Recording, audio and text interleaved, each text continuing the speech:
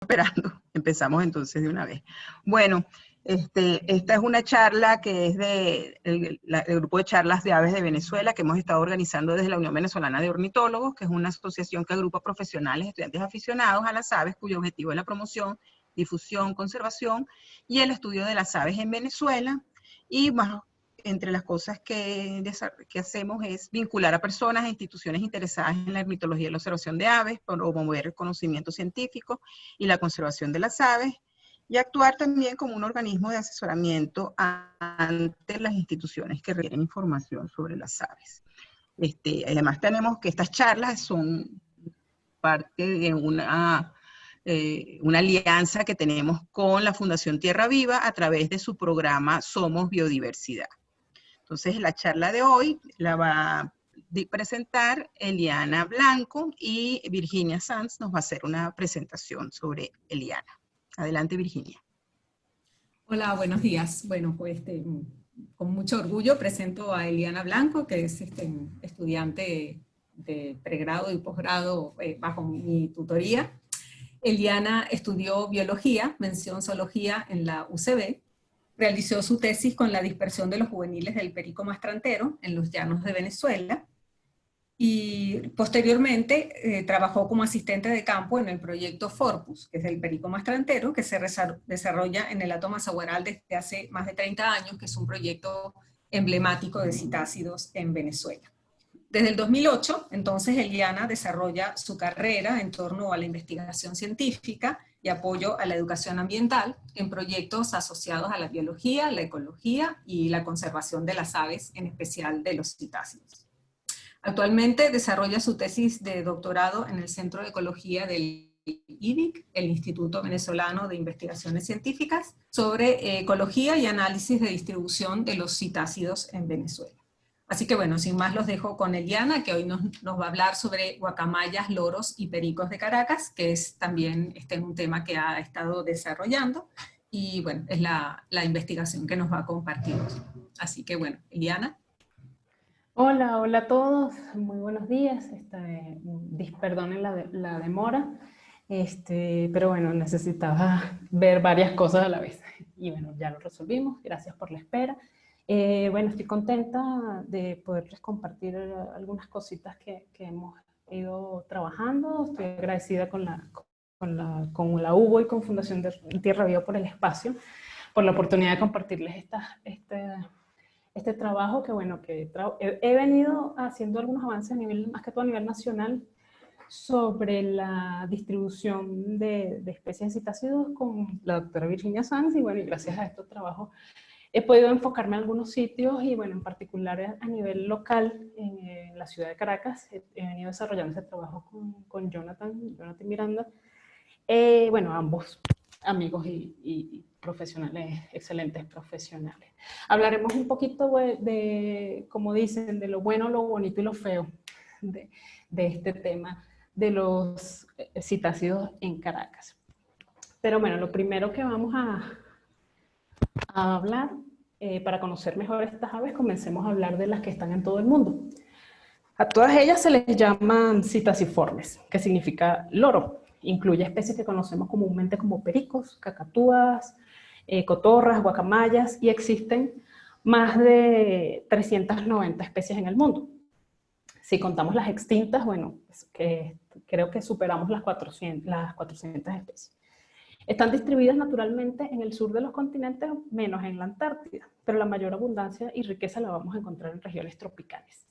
Que en África y América encontramos un subgrupo que vendría siendo la familia Citacide, los que llamamos citácidos realmente, que tiene alrededor de 190 especies. Podemos encontrar una gran variedad de tamaños bueno, aquí en América, en el neotrópico, donde encontramos la subfamilia Erinae, encontramos cerca de la mitad de las especies del mundo, 180 especies. Y bueno, y podemos encontrar una gran variedad de tamaños, incluyendo especies chiquiticas, pequeñas de 12 centímetros aproximadamente, como son los del género Forpus, los periquitos, hasta guacamayas del género Anorhynchus, que están presentes en Brasil, en Bolivia y otros países. Pueden alcanzar y sobrepasar incluso el metro de longitud. En nuestro país hemos encontrado 49 especies de citácidos en todo el territorio nacional. Ahora bien, en Caracas se han reportado en todas las especies, hablando de todas las especies de aves, más de 380. Podemos conseguir trabajos sobre aves de los años 30, colecciones ornitológicas, la colección ornitológica Phelps tiene de esa fecha y quizás más viejas, Museo de Ciencias Naturales, el Museo de Historia Natural La Salle puede tener de esa fecha o anteriores. Hay inventarios de los años 40 y solo con estos trabajos, bueno, mira, el 50, el 59, tenemos estos trabajos que son, digamos, emblemáticos antiguos de la ciudad. Y bueno, y nada más, solo con estos trabajos, antes de 1970, podríamos hablar con certeza de 4 especies de citácidos relativamente comunes en Caracas. Y agregar 2 más que son un poco más difíciles de observar, que más adelante vamos a hablar de ellas. Pero, ¿qué ha pasado? ¿No? Es lo que nos podemos preguntar, porque cualquier caraqueño, cualquier persona en Caracas, si se fija, podría contar más de 4 especies de citácidos en su rutina diaria, ¿no es así? Sí. Y bueno, si crees que no, al menos después de la charla espero que sí puedan. También sabemos, en especial todos los, digamos, treintones para arriba, sabemos que lo que vemos hoy no siempre estuvo allí. Hemos visto cambios. ¿Qué ha pasado? Porque todos estos autores no reportaron esas especies que hoy vemos. Tenemos básicamente 3 alternativas. Que los muestreos, que los trabajos y el esfuerzo de búsqueda en ese tiempo no fue suficiente para ver todas las especies, que han habido liberaciones o escapas posteriores, que es lo que la mayoría de la gente comenta y habla, sabemos que ha pasado. Y una tercera opción, que es que han habido especies que se dispersaron naturalmente, tal vez como consecuencia de una baja densidad de depredadores, competidores. Hay varias posibilidades. Entonces, con esto en mente decidimos buscar toda la información posible y analizarla cronológicamente para determinar cuáles especies citasiformes que hoy encontramos en el área metropolitana de Caracas siempre han estado allí y podemos decir que son nativas, cuáles son introducidas y cuáles son colonizadoras recientes. Antes de entrar en materia, hablemos un poquito de Caracas. Caracas es la ciudad capital. Para los que no la conocen, si es que en algún momento alguien que no es del país observa esta charla, está ubicada en el centro norte del país. Es un valle. Esta hermosa foto lo va a describir mejor que yo. Esta hermosa montaña es el Parque Nacional El Ávila, que nos separa del Mar Caribe a un máximo de 13 kilómetros. Está ubicada la ciudad entre los 800 y los 2.700 metros sobre el nivel del mar, contando la vertiente sur del Ávila, los picos del Ávila, que es prácticamente el inicio de la cordillera de la costa. Y bueno, aquí hablaremos del área metropolitana de Caracas, que normalmente llamamos Caracas, que incluye el distrito capital y los municipios circundantes. Entonces, bueno, para ponerlas como las reglas del juego, lo primero que debimos hacer fue definir estas categorías. Bueno, ¿qué vamos a llamar? ¿Qué es una especie nativa? ¿Qué vamos a llamar introducida? ¿Qué vamos a llamar especies colonizadoras? Definir cada estas categorías para luego evaluar cada especie y determinar en dónde cae cada una, digámoslo así. Hay que considerar varias cosas. Las especies las catalogamos como nativas, sí, siendo de fácil detección, sus registros son antiguos necesariamente. Sino en el caso de que no sean fácil detectarlas, digamos de que sepamos que están allí, y por eso sus registros no son antiguos, al menos el hábitat es al menos el hábitat dentro y fuera de Caracas es básicamente el mismo y los registros previos al primer registro dentro de Caracas sean cercanos. La comercialización, bueno, pudiese ser alta o baja, pero este no sería necesariamente determinante para saber que las primeras características sí lo van a determinar que sean nativas. Las especies serían catalogadas como introducidas si son especies de fácil detección, o sea, es que es muy fácil saber que están allí, pero sus registros son recientes, no tenemos registros antiguos. Si el hábitat dentro y fuera de Caracas es distinto, y si los registros previos al primero dentro de Caracas están lejos de la ciudad, que nos hace pensar que sea imposible que su llegada a la ciudad sea por sí sola, por lo que serían especies también altas. La otra característica sería que las especies fuesen altamente comercializadas. Y la última opción, que las especies sean catalogadas como colonizadoras, si son especies igualmente son fáciles de detección, pero son apenas sabemos que están aquí desde poco recientemente, digamos.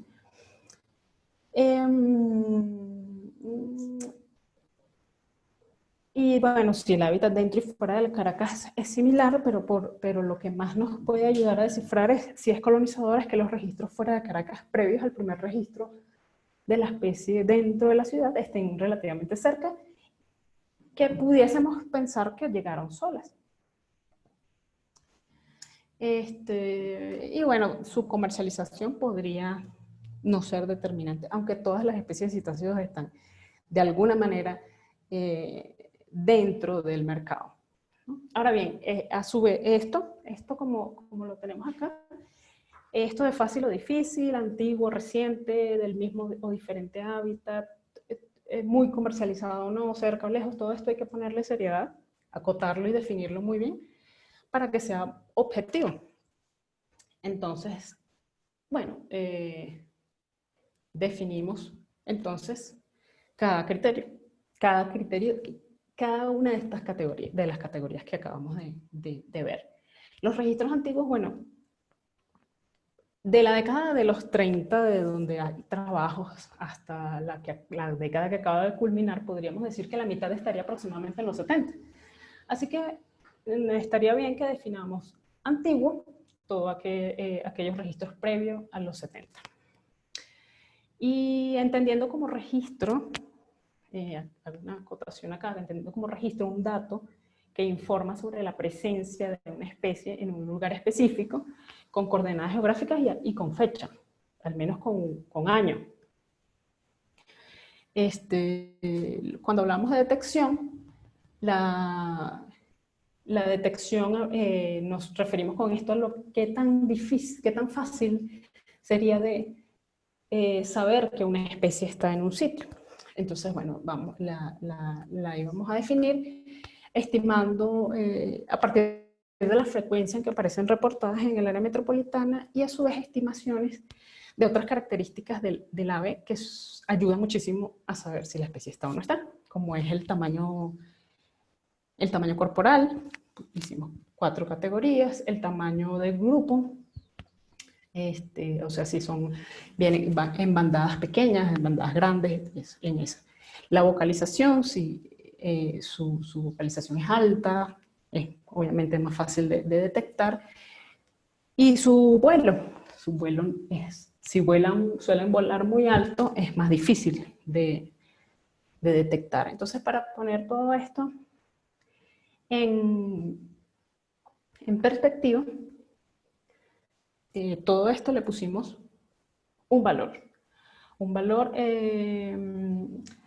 Le asignamos un número a cada cosa para poder hacer un promedio con ellos y con la frecuencia en que aparecen reportados. Si el valor obtenido de cada especie es mayor al promedio de todas, al promedio, la consideramos que la especie es de alta detección. Es decir, que puede ser fácil de darnos cuenta que está. En cambio, si el valor obtenido es menor al promedio, pues vamos a considerar que la especie es de difícil detección. El tamaño corporal fue una de las cosas que nos parece más importantes para la detección, entonces le otorgamos los valores más altos. el resto de las características que habíamos mencionado. El hábitat. El hábitat lo definimos a través de la altitud y la vegetación. Entonces consideramos el mismo hábitat o hábitat similar cuando más del 50% de los registros en Caracas coinciden con el hábitat de los registros del resto del país, previos a conocer su existencia en Caracas. Los registros antiguos, cercanos, bueno, definimos cercanos, menos de 100 kilómetros de Caracas, del área metropolitana, teniendo en cuenta que se ha reportado la facilidad con que algunos cetáceos, sobre todo los de gran tamaño, pueden volar 25 kilómetros en un día, aunque sabemos también que las especies no migran largas distancias, entonces consideramos el 100 como, más de 100 como lejos. La alta comercialización, bueno, tenemos una base de datos. Bueno, prácticamente todas las especies han sido comercializadas, pero vamos a utilizar la frecuencia con que aparecen en la lista de la base de datos de comercialización y extracción de cetáceos en Venezuela en el trabajo de Ada Sánchez Mercado y colaboradores que publicaron en el 2017. Y así definimos como alta comercialización cuando la especie está presenta un número de individuos mayor al promedio en esta lista. Bueno, una vez estas reglas del juego están definidas, y además tenemos una razón válida y operativa, es decir, que tenemos la posibilidad de conseguir y manejar esta información, nos pusimos manos a la obra. Entonces, tenemos, lo primero que había que hacer era para poner a prueba las hipótesis, reunir toda esta información, toda la información posible sobre la presencia, sobre todo histórica y actual de los superbiformes en todo el país, ¿no? A partir de registros del museo, de la bibliografía de Caracas que ya mencionamos, los libros de aves emblemáticos del país, el libro del primer simposio de conservación de cetáceos que se realizó en el 92. Y bueno, y por último descargamos los registros en línea de observaciones de aves en la página web de IBERT hasta junio de este año.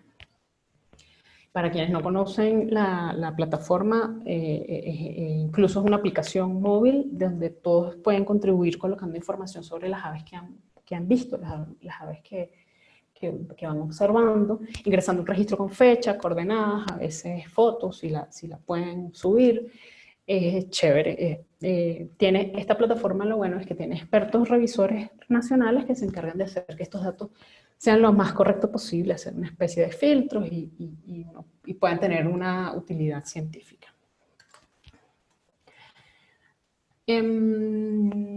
Como estos datos tienen coordenadas geográficas, es posible colocarlos sobre mapas y saber dónde están exactamente, a qué altitud y en qué vegetación corresponde cada dato. Este paso también con la vegetación y la altitud lo usamos para corregir, para descartar registros dudosos en función de lo que conocemos de la ecología de las especies. Esto se lleva a cabo utilizando lo que conocemos como sistemas de información geográfica, que incluyen programas de computadoras, junto con mapas temáticos, mapas con información como elevación, vegetación, entre otros. Entonces, en estos programas podemos manipular los datos, caracterizarlos y obtener mapas informativos, ¿no? También preparamos los datos de algunas de las, aquí están las variables, unas de las capas temáticas, digamos. También preparamos los datos de algunas especies para desarrollar modelos de distribución de especies, que se obtienen utilizando programas que realizan operaciones matemáticas que estiman, esto lo realizan para estimar dónde pudiese distribuirse una especie según la información que ya tengo de presencia de dicha especie, e información que caracterice su hábitat en estas mismas capas que son de precipitación, temperatura, algo que dé información sobre cuál es su hábitat. Y para ello utilizamos el programa Maxent. Este paso también se ha realizado hasta ahora para aquellas especies que nos generaron como dudas sobre su origen en un principio, y desarrollamos su posible distribución para una fecha determinada. Una de las primeras cosas que queríamos mostrarles como resultado es que este sería el mapa de muestreo de la ciudad. Las celdas, este es dentro del, digamos, las rayitas rojas, es el área metropolitana de Caracas. Las celdas más oscuras, azul oscuro, son donde tenemos más registros que en las celdas claras. El resto no tenemos registros, ni de bibliografía, ni de eBird, ni nada de esto, ¿no? Entonces, bueno, a partir de esto, en la información de allí, encontramos 44.000 registros para Venezuela, solo de citácidos, y solo para Caracas, 12.000, más de 12.000. Y bueno, tenemos esta tabla que nos indica esta gráfica que nos indica la cantidad de registros por especie. Entonces tenemos la especie con más registros dentro de Caracas es la maracaná, es esta, una especie de guacamaya verde, es pequeña en comparación con las otras. Al parecer es la especie de loro más abundante, o al menos es la que más está reportada. Le sigue la guacamaya, que ya todos conocen, la azul y amarilla, que no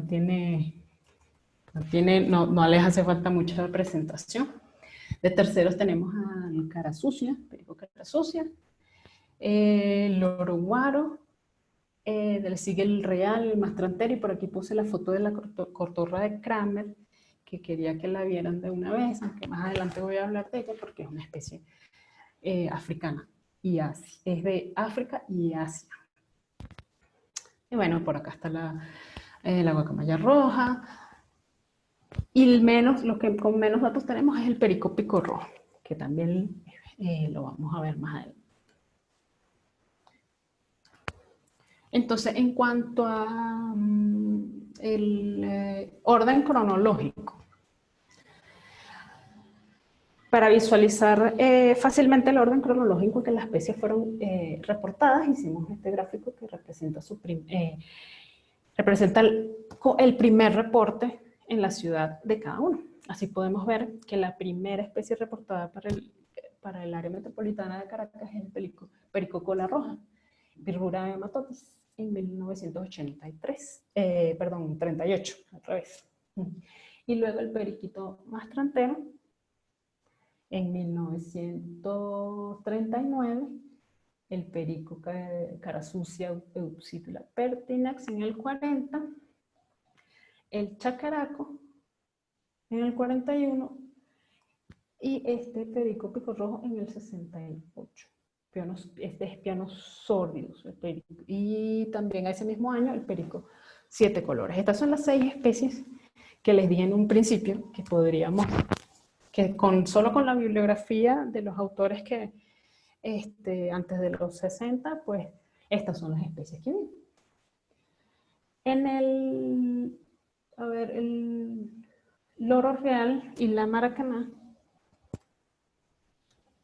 que hoy están reportadas, su primer reporte en Caracas fue en 1989.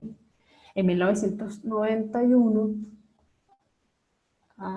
que no estoy segura que estén viendo lo que estoy señalando, pero bueno. En 1991, curiosamente, vemos que aparecen reportes de 7 especies simultáneamente, que es la barra más larga que ven. En el año del 91 aparecen todas estas especies, que son grandes, son llamativas, escandalosas. Y bueno, una diferencia casi de 50 años entre los primeros reportes de pericos que no son tan llamativos.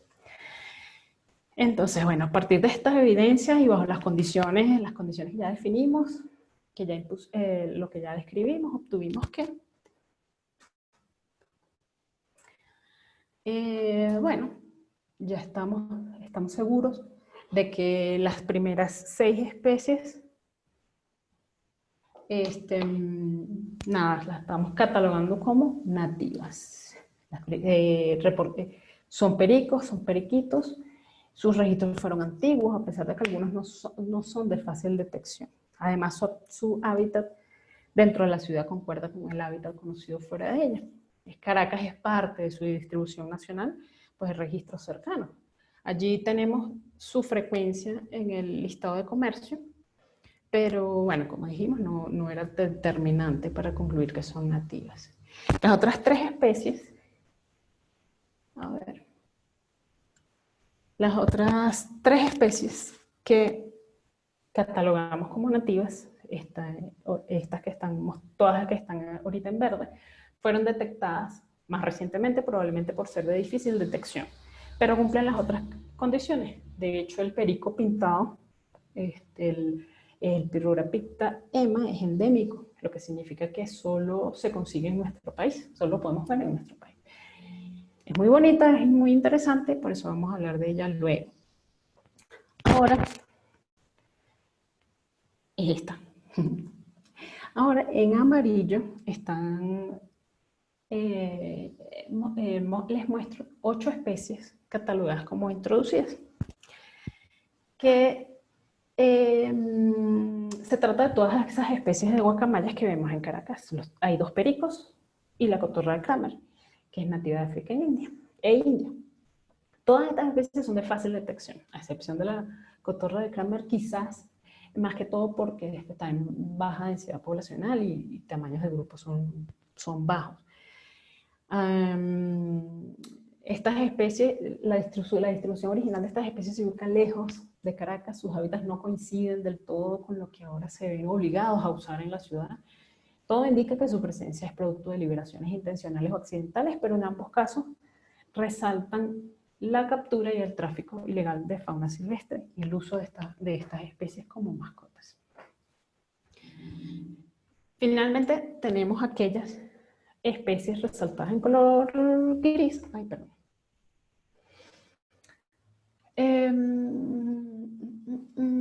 Son 2 loros y un perico que dieron como resultado ser colonizadoras, probablemente ayudadas por algunas introducciones. Es decir, que sus poblaciones pudiesen estar conformadas tanto por individuos que se dispersaron naturalmente como por individuos liberados y escapados. Que en el caso del periquito alamarrón, el Brutoceres jugularis, su hábitat coincide del todo, no coincide del todo dentro y fuera de Caracas, y aunque no estén en los más frecuentes encontrados en la lista de comercio, tal vez su población sea principalmente conformada por individuos introducidos. En el caso del loro real y el loro guaro son altamente comercializadas. Su distribución, digamos, antigua, son cercanas, y en general el hábitat dentro y fuera de Caracas coincide en general, así que es difícil saber si es más colonizadora que introducida. Pero para apoyarnos un poco más, podemos analizar algunas de las distribuciones. Del periquito alamarrón de Sen, creo que se pronunció así, de Sen y Stroll en 1992, señala toda esta zona de distribución. Sombrea como distribución todas unas zonas grandes, y Hilty también, en el otro libro, Hilty en el 2003, sombrean como distribución toda esta zona, incluyendo Caracas.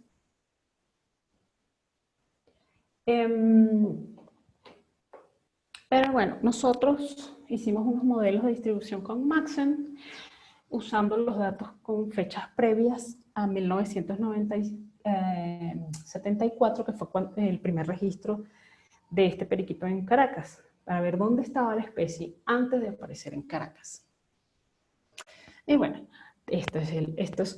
hicimos varios, ¿no? Necesitamos hacer varios modelos bajo diferentes condiciones, cambiando básicamente variables climáticas por otras.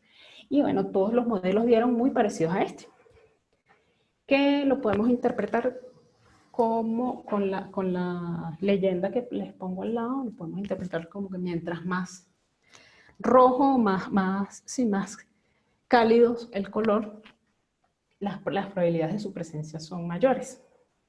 Mientras más azul, son de menores probabilidades o cercanas ya a cero probabilidad de presencia. Vemos que hasta el momento no habían indicios de que la especie pudiese, hasta ese momento, hasta esa fecha, no habían indicios de que la especie pudiese estar en Caracas, lo que significa que definitivamente nativa no es, y que probablemente sus poblaciones sean más introducidas que colonizadoras. Uno esperaría que para una especie colonice por sí sola un sitio es porque el hábitat es similar y aquellos donde la especie ha sido exitosa naturalmente e históricamente, y que los estimados de distribución como estos aparezcan con altas probabilidades de presencia. Pero bueno, también tenemos excepciones, y bueno, en Caracas ha cambiado mucho. Igual entre el 1973, hasta el 1973, que es este mapa, este mapa que hicimos es con datos hasta esa fecha, de Sen en Stroll, que trabajaron en el 92, y entre estas tres fechas, entre el y Hilti, las cosas pudieron también haber cambiado. En el caso del loro real, igualmente, en el 92 estimaban que no estaba en Caracas, ni Cordillera, ni Falcón.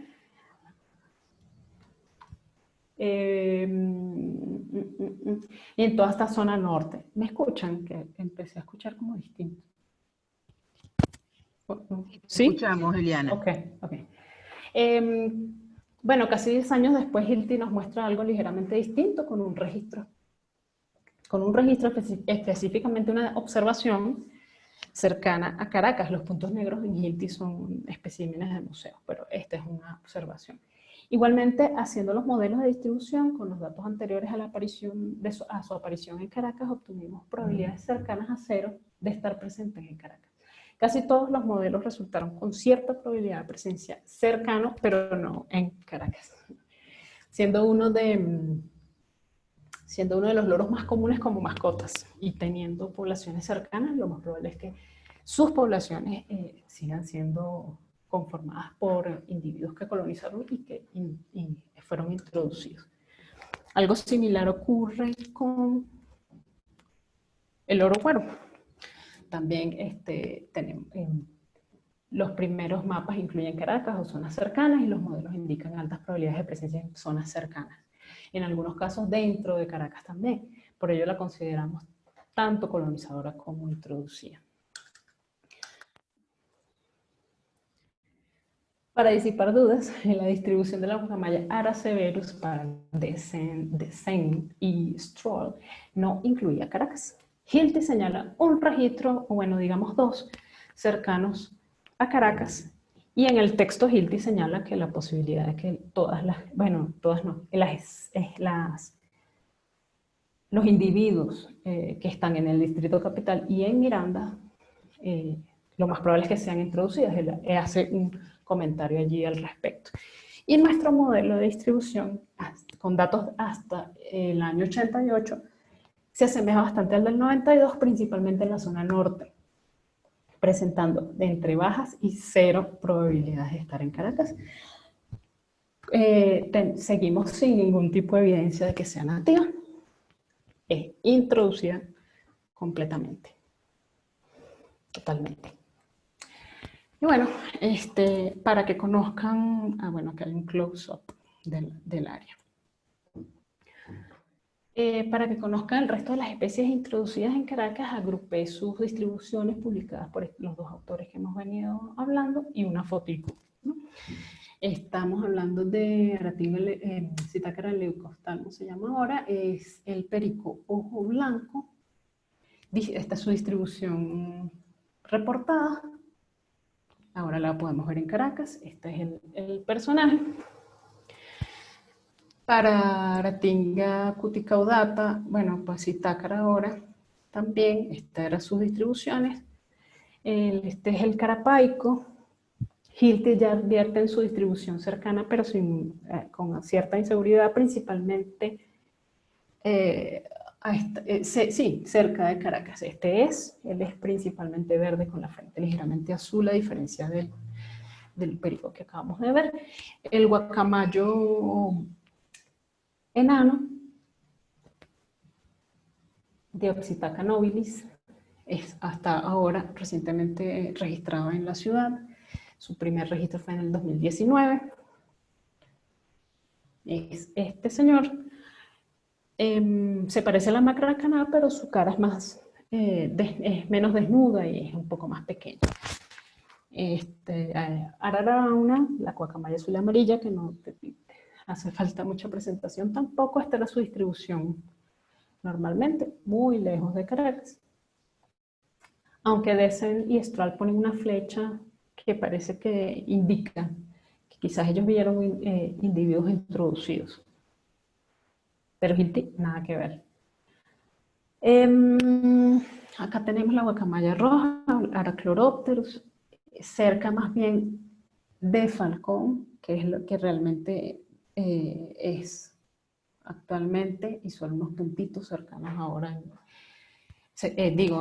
puntos ahora en Caracas, pero esta es la señora Aracloroptera, es la guacamaya roja. Esta es la distribución que tenían en el 92 para Aramacao, que es la guacamaya bandera. Hilti la muestra de esta manera.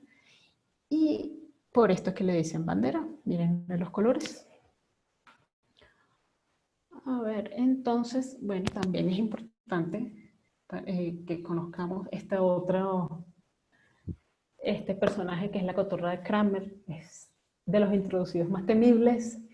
Este mapa al fondo es de Eber, está distribuida en los Estados Unidos, ya en algunas islas, en el norte de Europa, en muchas zonas de Europa, pero su distribución original era esta que ponemos aquí, la que acabo de superponer, ¿la vieron?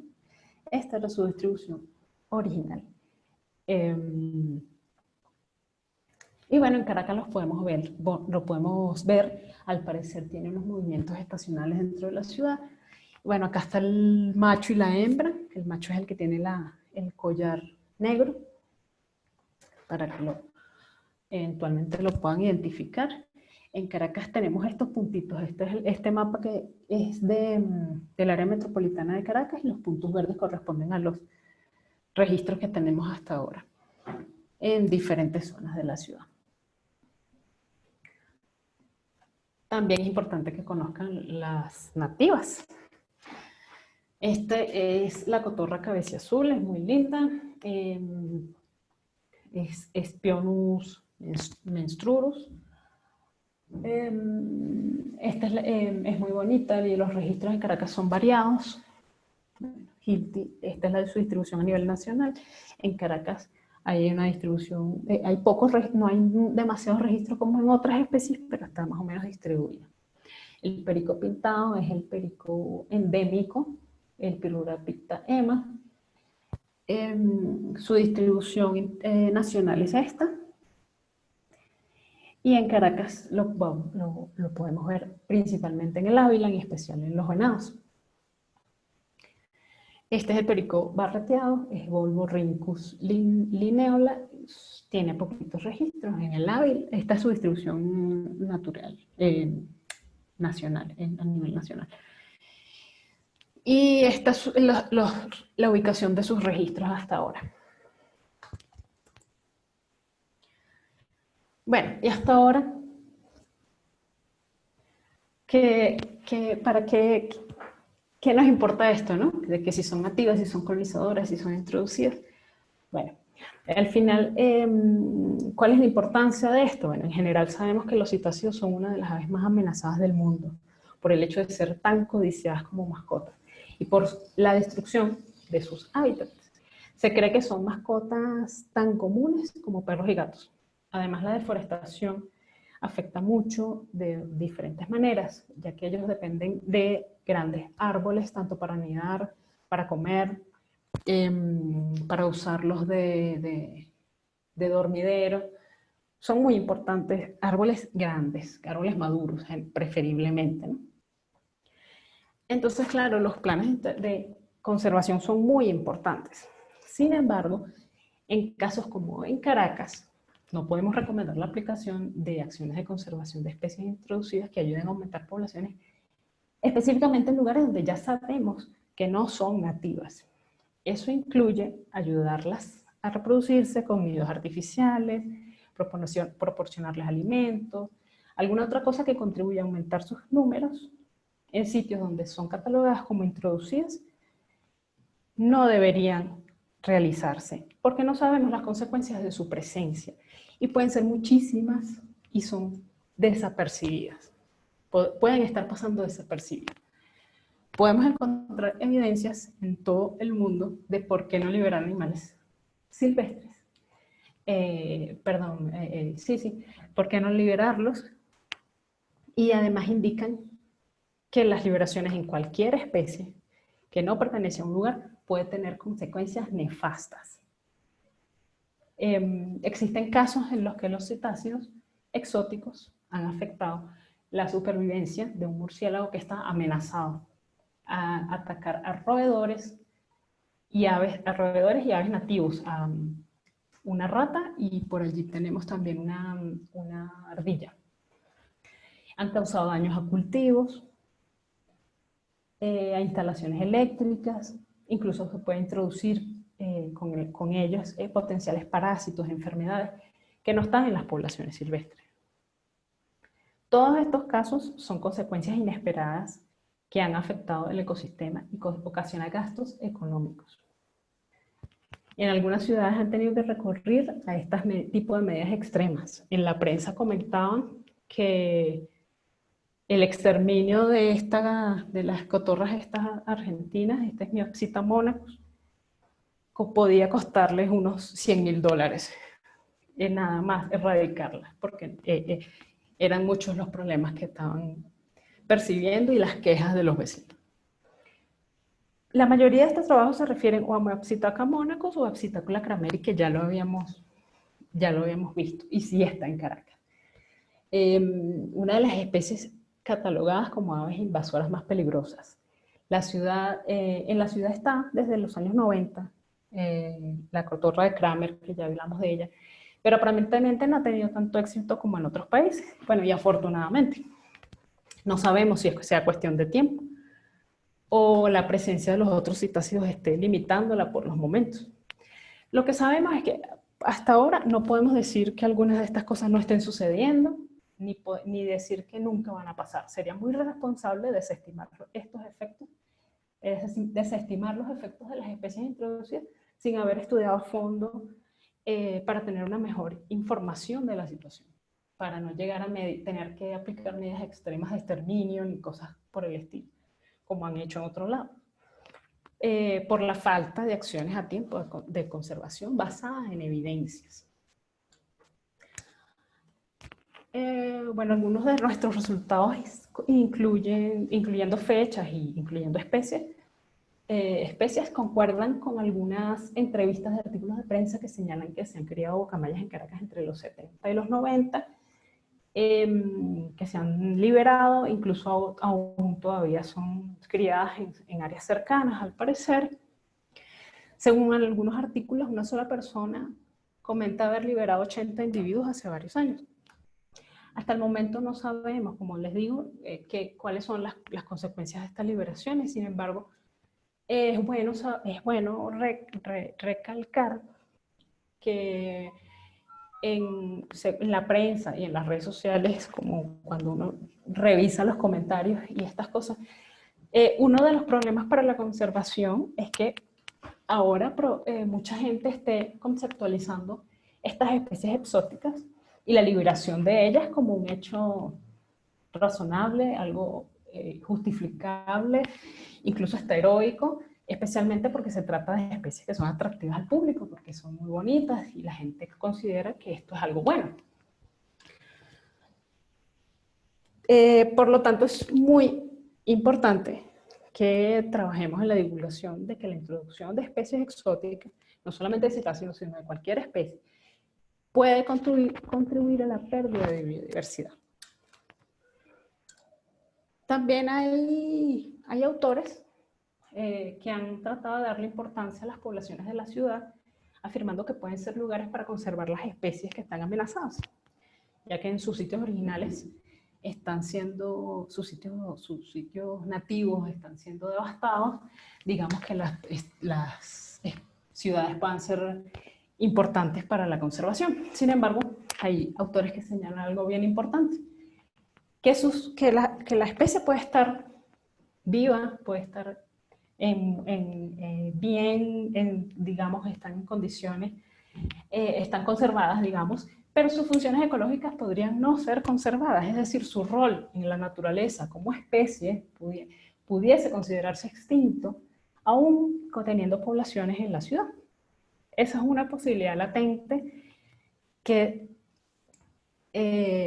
no podemos esperar a que eso pase, pero hay que comprobar si ocurre o no. Aún pensando en las ciudades como un pequeño laboratorio para conocer mejor las especies y luego aplicar acciones de conservación, también son opciones que han puesto sobre la mesa varios investigadores, hay papers sobre eso. Habría que considerarlo, considerar que es posible que estas poblaciones introducidas, en especial las de Caracas, sean muy distintas a las nativas. En algunos individuos quizás ni siquiera sepan conseguir la comida por sus propios medios porque no aprendieron de sus padres a conseguir alimentos en árboles específicos, sino en balcones, porque al parecer, bueno, es mucha gente la que alimenta a las especies, incluso de la mano. Entonces es además de esto, están domesticándolas, ¿no? No nos podemos cansar de decirlo. Y es algo que a la gente le causa mucho placer, pero bueno, es un daño que se le está haciendo. Estas acciones, bueno, facilitan, además esto de que se estén domesticando, esto facilita su captura para la venta. Es una actividad, lo cual es una actividad muy lucrativa y tiene mucha demanda, mucha demanda. Aquí, por lo menos hay una foto que me pasó un amigo, Fernando Núñez. Esta foto es de Francia, un pequeño amigo allí que inventa por una cantidad considerable, que no quise poner. Bueno, también quería enseñarles estas fotos que son del trabajo de Cristina Sáenz-Borgo y colaboradores del 2006. Ellos ponen allí estas dos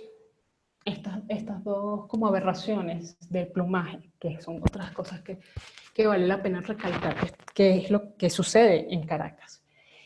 La primera es una mutación, la llaman mutación azul, que destacan plumas blancas donde deberían ir amarillas, y el otro es un encanecimiento progresivo, le llaman así, pues, sucede en varias coberteras alares, en las plumas, o sea, en las plumas de las alas. Finalmente, también quería mostrarles este híbrido, que probablemente era una concloróptera, o sea, un híbrido es digamos, el cruce entre la especie de guacamaya azul y amarilla y la especie guacamaya roja. ¿Qué sucede por lo menos con estos que tienen las aberraciones de plumaje? Bueno, se cree que pueden tener una sobrevivencia menor. Más que todo, a veces si estuvieran en la naturaleza, pues uno podría afirmar que, bueno, son más fáciles de observarlos por los depredadores. En Caracas no sabemos si esta situación también es así. Pero son condiciones poco observadas, son poco frecuentes. El híbrido, lo que son los híbridos, generalmente no tienen descendencia fértil, en general. Por lo cual allí acaba su reproducción. Por eso es que se dice que los híbridos pueden representar una pérdida de la biodiversidad. Otro híbrido que sabemos que ya estamos teniendo son el chacaraco y el perico ojo blanco. Probablemente se estén hibridando. Las poblaciones, generalmente las observaciones de ellos sus bandadas están mezcladas, son bandadas mixtas. Entonces ellos, y hay individuos que nos hacen pensar que son híbridos de estas dos especies. Igualmente, es posible que no se reproduzcan, entonces no sabemos qué va a pasar a futuro con tantos individuos que no se pueden reproducir. Para esto, en este caso, quería comentarles también que queremos más adelante trabajar con estas dos especies. Entonces habilitamos un correo para que nos dieran, hace tiempo hicimos una convocatoria para que por favor, el que quisiera nos mandara fotos de estas especies para ver, más que todo para verle los plumajes y estudiar esta posible hibridación. Entonces habilitamos este correo para que, por favor, el que quiera mandarnos correos, también pueden postear su foto en las distintas redes que eventualmente iré a revisar cuando ya me dedique a este proyecto. Pueden utilizar esos dos hashtags para que sea más fácil ubicar la foto y poderlo usar. Ya hay varias personas que nos han mandado unas fotos maravillosas y les aprovecho de agradecerles, porque en su momento cuando hicimos la convocatoria por UBON y por el grupo de Facebook de Aves de Venezuela, pues varias personas no solamente nos nombraron, sino que nos mandaron fotos. Y eso está allí en espera, pero próximamente le vamos a prestar atención a todo este tema. Y bueno, para ir concluyendo, para que este tipo de trabajos sean posibles, sea viable, la invitación es a que las personas que les gusten las aves, que quieran apoyar, pues fíjense todo el espacio que tenemos sin observación, sin registros de aves, ¿no? Involúcrese en registrar continuamente las especies que ven desde su casa o cuando salen a cualquier sitio. A utilizar eBird, que es muy sencillo, es útil y probablemente les va a gustar si les gustan las aves. Si viven o conocen a alguien que le gustan las aves y viven en estas zonas que no tenemos registros, de alguna manera tienen acceso a ellas, pues sería chévere que registraran las observaciones de las aves.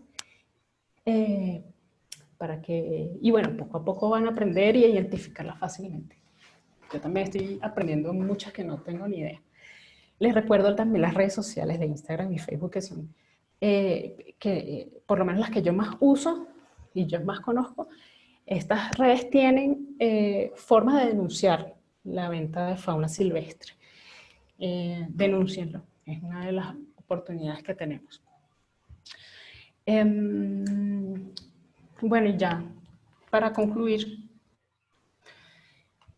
en total tenemos 20 especies de citasiformes establecidas en Caracas. 9 son nativas, 8 son introducidas, 3 pueden ser colonizadores recientes e introducidas al mismo tiempo. Es importante que los planes de conservación de las especies se realizan en sus áreas nativas. Es por eso que si no se conoce el origen de alguna de las especies, pues es importante saberlo. Este es un protocolo que se puede usar para determinar si son nativas o no. Entonces se recomienda que esos planes de conservación, los planes de conservación para las especies sean aplicados en sus áreas nativas exclusivamente. Y se recomienda investigación también sobre los impactos que estas especies introducidas tienen sobre los ecosistemas. Y importante la divulgación de que ninguna especie debe ser introducida, que todas pueden tener algunas consecuencias horrorosas, y es una de las principales causas de pérdida de biodiversidad en el mundo. Bueno, para finalizar, pues sin las fotos la presentación hubiese sido muy aburrida y fea, agradecida con los fotógrafos. Igual sin el apoyo de la experticia y datos de gente maravillosa, pues no se puede hacer mucho, sin los museos es bastante poco lo que se puede hacer. Entonces, bueno, gracias a todos y los que están a cargo de este tipo de charlas en Hugo, en Fundación Tierra Viva, pues muchas gracias nuevamente por la oportunidad. Bueno, muchas gracias a ti, Eliana. Ahora pueden enviar sus preguntas por el chat y yo se las iré leyendo a Eliana. Mientras ustedes mandan sus preguntas, les recordamos que aquí tienen la información sobre Hugo, nuestra página web, nuestras redes sociales donde nos pueden seguir. Ahí estamos informando acerca de las charlas y otras actividades, noticias. Y si quieren colaborar con nosotros, lo pueden hacer a través de membresía, de donaciones o de voluntariado. Ya hay algunas charlas, perdón, ya hay unas preguntas en el chat, las voy a empezar a ir leyendo. Las primeras es de Omar Suárez. Tiene dos preguntas sobre la cotorra de Kramer. Dice, ¿se ha determinado si la cotorra de Kramer haya afectado negativamente a las poblaciones nativas? Y la otra es si han tenido éxito reproductivo las cotorras de Kramer. Sí, bueno, en Caracas sí, porque bueno, la primera vez que se detectaron fue en los años 90, y todavía las podemos ver. Es muy probable que ellas se estén reproduciendo. Y de hecho, parece que se estuviesen moviendo un poco. Pero, bueno, Jonathan me dice que se han visto nidos también, entonces sí se han reproducido. Ahora, si han afectado o no la fauna autóctona en Caracas, es lo que no podemos asegurar, pero tampoco podemos decir que no ha pasado. Luego Omar Suárez también pregunta si hay alguna estimación numérica de cuántas guacamayas azul y amarillas hay en Caracas. Bueno, creo que en cuanto al número poblacional, pues el tamaño poblacional, yo creo que Malú ha trabajado con eso, pero acá, como nos manejamos con números de registros, que incluso podríamos decir, estoy aquí buscando la gráfica, de ellas tenemos 2.000 registros, 2.600 registros de la especie. Pero podríamos estimarlo. Ahorita no lo tenemos, no lo hemos estimado. También preguntan, de iPhone, no tiene nombre, si hay algún estudio programado de tipo molecular para el caso de la mutación de color azul o incluso cromosómico. Estudios genéticos, Sí. no que yo sepa. Después, Isis García te pregunta cuál es la zona de Caracas donde confluyen las celdas más oscuras en el mapa de avistamiento. Parque del Este. Ya, déjame revisarlo.